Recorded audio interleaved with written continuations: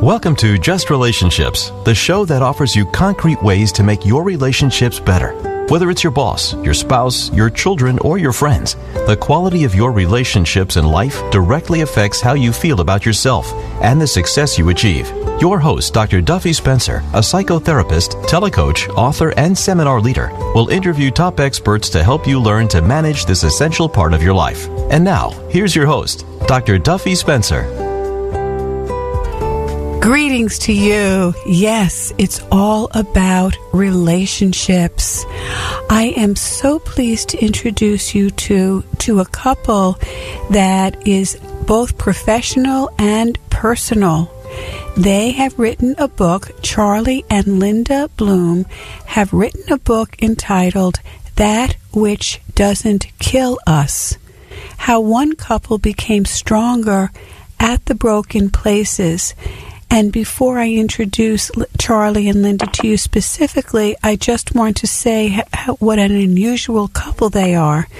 In all my years as hosting Just Relationships, I interview people who write about memoirs, and then I interview professionals talking about relationships in general along certain lines and principles. It's unusual for a professional couple to go public with their own marriage and their own learnings. So this is all learning from the inside out. So with that, having said that, I introduce to you Charlie and Linda Bloom. Hello, you two. I'm delighted to be here with you. Thank you, Linda. Hi. Thanks for inviting us. Thank you. You're so welcome, Charlie. So what did you learn? You learned about broken trust. You learned about how to heal broken trust when you have a commitment and then something changes, the contract is broken, what you thought the marriage would be wasn't. How do you move from a sense of betrayal to a sense of rebirth and healing? So much here, you two. So whoever wants to start, please tell us. Well, it was a long, hard road there for a while. Yeah. And, of course, I had heard, because we had been together for 12 years. During that time, I had heard, when you're in a marriage, there's some rough spots sometimes, and marriage requires work.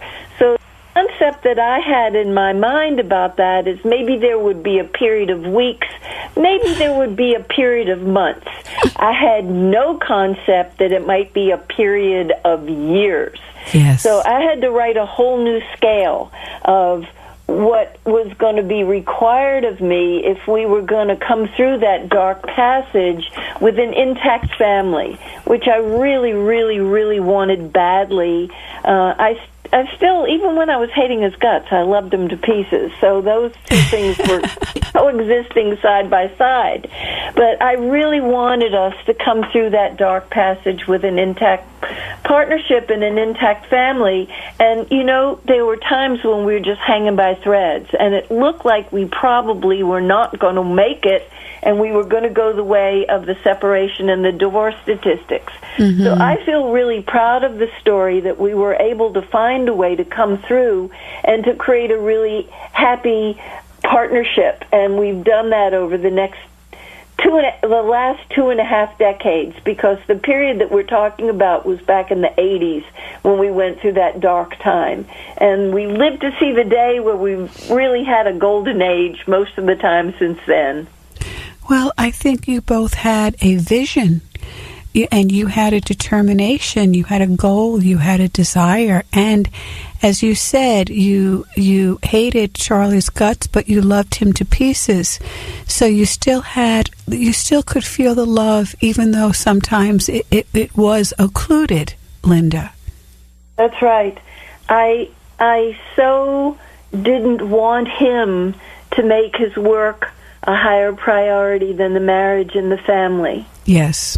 And I so wanted to be number one. Mm-hmm. And he would say, I'm doing all of this for the family. Mm-hmm. But I didn't experience that. I'd say I'd really like to have, less money and live more simply. And I just don't buy it that you're doing this for the family. You are really doing this because you love the work so much. And I was exasperated, and I tried everything. I pleaded, I reasoned with him, I tried being patient, and he really just had to play it out. Mm-hmm. He had wanted so much to have a meaningful career, and I respected that. Yes. But I just didn't think he was going to have to play it out for 5 years, though. Yeah. Yeah. And even though you're both professionals, you're both social workers, psychotherapists, relationship counselors, seminar leaders. I wonder about the gender difference, that men are more viewed as money objects, and they have more of a sense of having to succeed in a more external world than females do in general. Would you say that played a role at all, the gender difference? Played a huge role. Mm-hmm.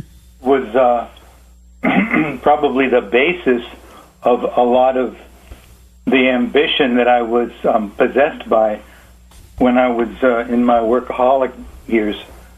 Yeah. I was really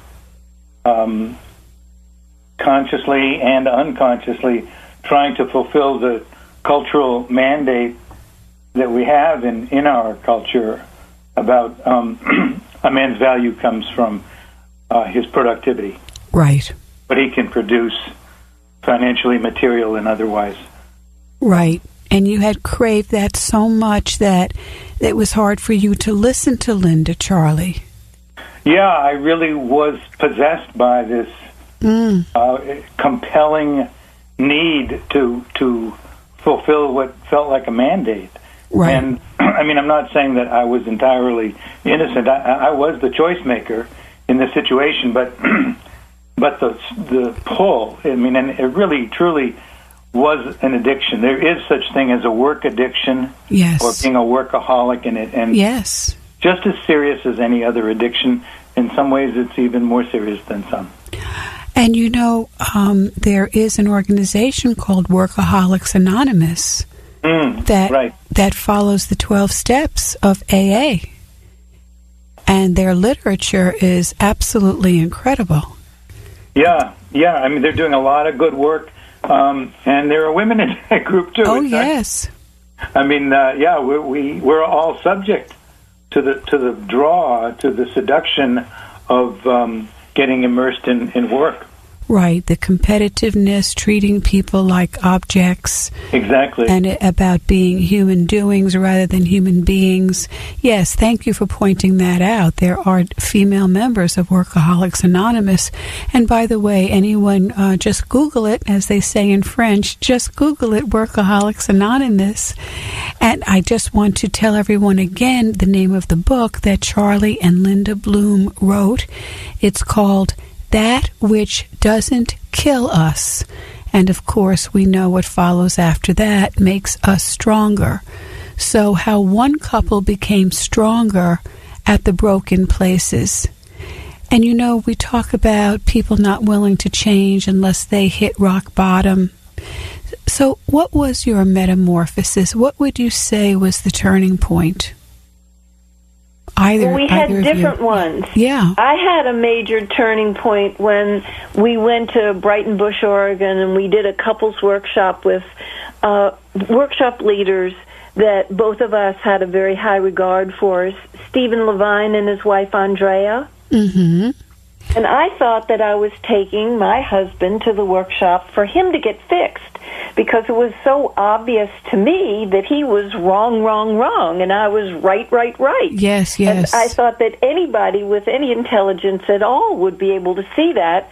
So I wanted to take him to people that he had a respect for, that maybe he could hear it in a different voice.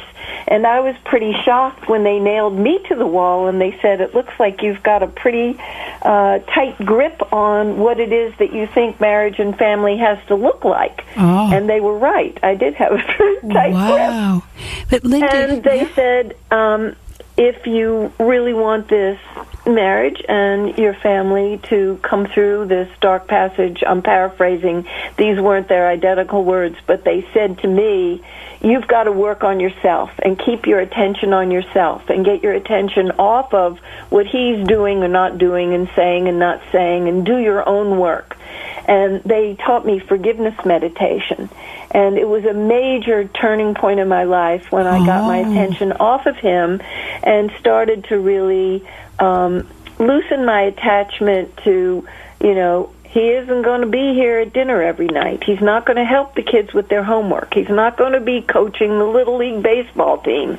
And he's not going to be sleeping in the bed with me every night. And that's just how it is right now. Right. And I can make myself miserable and put myself through hell by resisting what my life is right now. Or I can try to embrace it and be more forgiving of him being lost in his work addiction. And he's just lost for a while, and see if I can't love him as is.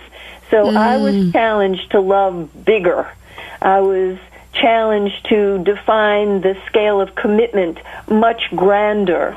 I was challenged to keep my attention on myself. And that was really a major turning point for me. And he still worked for the corporation for over a year after I had that turning point. But at least we could make the little time that we had together more loving, more compassionate, more kind, more gentle, because we weren't together very much. But the little time that we did have we didn't fight. We didn't fight nearly as much in that final year. And then he was finally able to resign. And then our life got better right away. For me. Right. Because you had opened your heart again, Linda, and dropped the resentment somehow when you let go of a lot of those assumptions, presuppositions of how things should be, the tyranny of the shoulds. Exactly. And my sitting in meditation to do forgiveness meditation was my primary spiritual practice for that year. When I took on spiritual practice, that was my main practice. Just to forgive him for not being Prince Charming, and to forgive myself that I was so exhausted, because virtually I was a single parent a lot of the time. And I just didn't feel like I was doing a very high-quality job with my children because I was irritable from being overtired. Oh. And so the hardest part was the forgiveness for myself. Oh. So here you were cast into this new role of basically having to act like a single parent, have that job, and you didn't like it. And then, my goodness, it's hard enough being a parent in an intact family. So you were hard on yourself as well. And we had made an agreement, To me, those were holy vows. I said, I don't want to be a traditional stay-at-home mom. I want to have a career. I want us to raise these children together. I want us to mutually support each other's careers. So I felt so betrayed about the broken agreement that I had to be willing to set that aside, and holding on came more naturally to me. Letting go was not so natural to me. I had to really reach for it. Yeah, reach for it. That's well said. You had to be willing to think even along those lines. We don't think about letting go as an act of personal power in the Western world. We think about the I can, the worker. That's what right. You were saying, Charlie, the worker, I can do, I will do. That's personal power in America, and yet we understand more transcendentally that the Eastern view of power is surrendering, letting go, and it's really just a matter of which you do when, as in the Serenity Prayer. So you had to figure all of that out. Yeah, I really like what you said about it not being something that is passive. Yes. But letting go requires a tremendous amount of intentionality, right, strength, Yes. The power to resist the temptation, to control, self-discipline. It's not for the faint of heart. And yet, if we can't learn to let go of our picture of the way we think things need to be,